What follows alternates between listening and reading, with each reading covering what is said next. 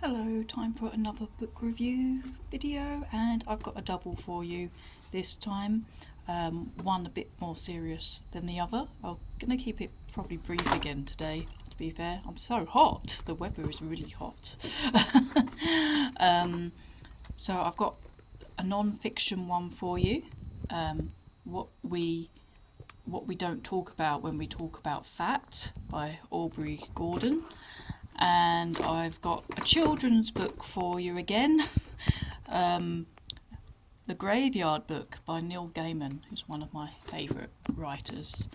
I don't too often read children's books, but two back to back.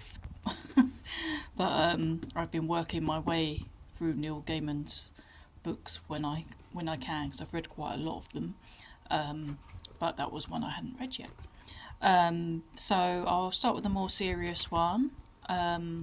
What we talk about when we don't talk about fat. So kind of along the same line as I think the book I last reviewed, or fairly recent video where I talked about a very similar book.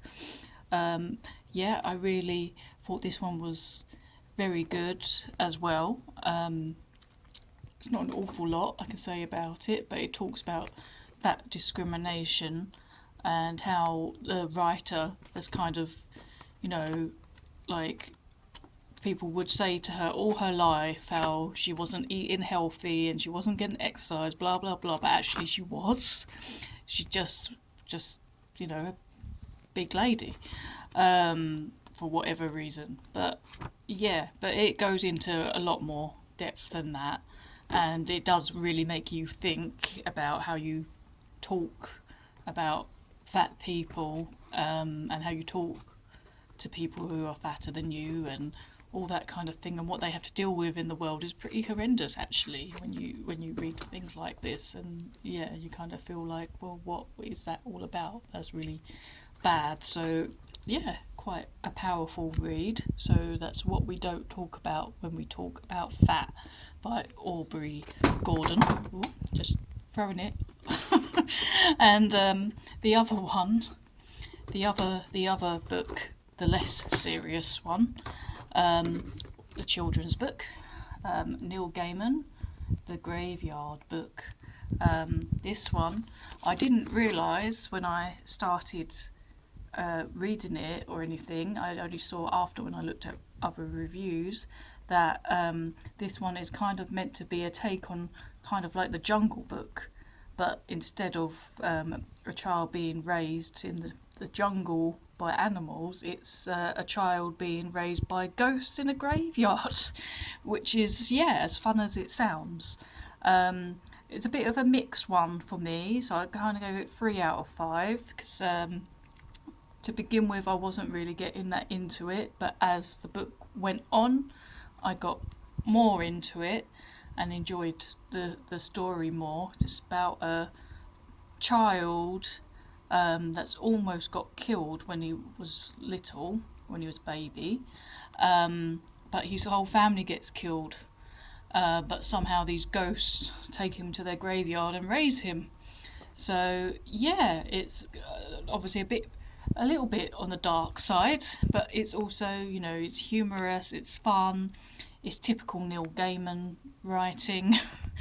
I do love him very much, his writing. So yeah, it wasn't my favourite one by him for sure, but I really enjoyed it, and it does kind of make you think about death as well, somewhat. There was something in here that I was going to mention, but what was it?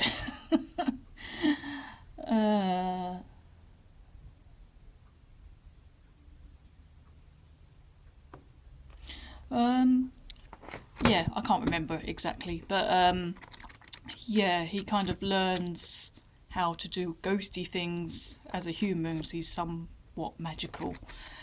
He's something between, because he's been brought up by ghosts, so he picked up their things, but he's also a human as well, but doesn't experience life properly as a human. But yeah, it's fun. It's fun.